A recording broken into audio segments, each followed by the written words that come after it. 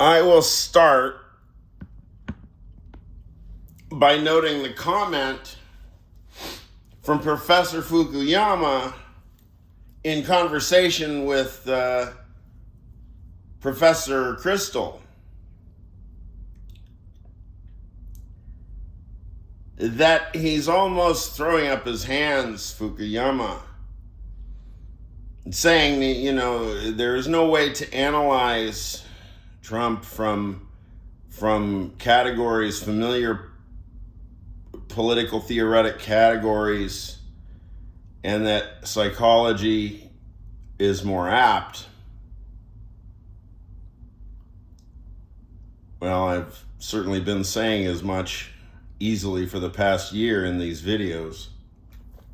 That's the least of what I've been saying, the very least of what I've been saying. Now, I've been making a lot of heavy weather, of course, with powerful academics, philosophers mainly, but now political science people, Hoover Institution types, and so forth. And we may ask, Dimitri, what do you expect your teachers to do? Well, I assume that at the highest levels, you are thought leaders of our society. You are the engine, the very engine of the discourse. You're the limits. You're the beginning and end of the discourse. Wherever you steer the discourse, it goes there. You know it. I know it. I mean, probably the more different stuff you read, the more you realize. The more you realize just how much influence you have as thought leaders in the society. And I just wish, I want to clarify a distinction right now, if any of you are confused. Classically, reason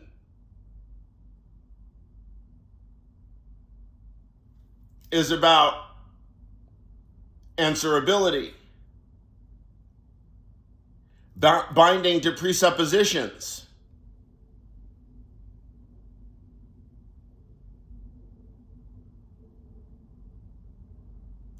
Answering for an expounded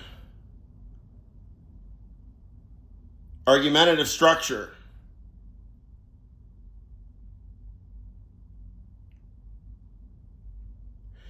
Being present, and this I guess is from a deconstructionist perspective, you want to resist the irony here, I suppose. Being present and answerable for propositions. Now, why are our thought leaders not engaged right now in at least underground political resistance? I don't think you are. I would know about it. Any kind of resistance. Why are you not engaged? Are you confused about fidelity to reason? Fidelity to reason means answerability to reasons. It includes performative participation in the defense of the project of reason. How about that? Look, if you're confused between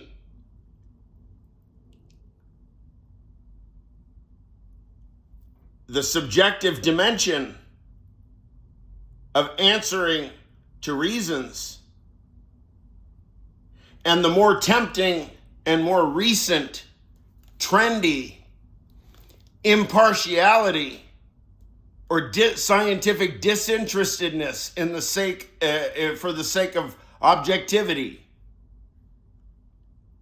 Do y'all abstain because you have to remain objective and impartial?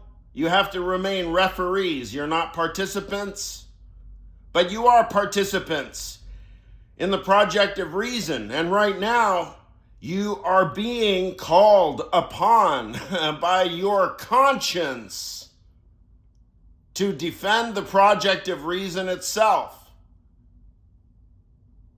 lest the entire academy then fall into subjectivism and psychologism in a rather perverse and ironic way. You don't engage for the sake of your imagined objectivity, huh? And then you will be supplanted and overtaken by what? Unreason, psychologism, subjectivity, solipsism, verticality, and coercion.